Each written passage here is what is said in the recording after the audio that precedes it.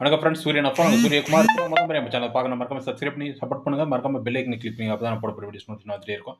இப்போ இதை குறித்து பார்க்க போறோம்னா, கிராம ஊராட்சி சாலைகள் பத்தி ஒரு அப்டேட் தான் பார்க்க போறோம். இப்போ வந்து பார்த்தீங்கன்னா, தமிழகத்தில வந்து 12,500க்கும் மேற்பட்ட கிராம ஊராட்சிகள் இருக்கு. இதில வந்து எம்ஜிஆர் திட்டத்தில இனிமே ஃபண்ட் வர்றது கேள்விக்குறி தான்னு சொல்லிட்டாங்க. சாலைகள் அமைக்கிறதுக்கு கூட அதெல்லாம் கேள்விக்குறியா தான் இருக்கும். அதேபோல வந்து பார்த்தீங்கன்னா, அண்ணா மறுமலர்ச்சி திட்டமும் எல்லா கிராம ஊராட்சிகளும் கிடைக்கிறதில்ல. ஒரு சில கிராம ஊராட்சிக்கு மட்டும் தான் அண்ணா மறுமலர்ச்சி திட்டமும் கிடைக்குது. அது மட்டும் இல்லாத பார்த்தீங்கன்னா, 15த் ஃபைனான்ஸ் ஃபண்ட் வந்து பார்த்தீங்கன்னா, இப்ப உள்ளாட்சி தேர்தல் நடைபெறாமல் இருக்கிறதுனால வந்து 15த் ஃபைனான்ஸ் ஃபண்டும் கிடைக்காம இருக்கு. அதனால வந்து பார்த்தீங்கன்னா, பிரதம மந்திரி சாலை திட்டம்லாம் போ முடியாது. அது இங்க இம்ப்ளிமெண்ட் கிராம ஊராட்சியில பண்றதெல்லாம் கஷ்டமா இருக்கும். அதனால வந்து முதல்வரின் கிராம சாலை திட்டங்கள் தான் வந்து இப்ப கரெக்ட்டா இருக்கும். கிராம சாலைகள் அமைக்கிறதுக்கு.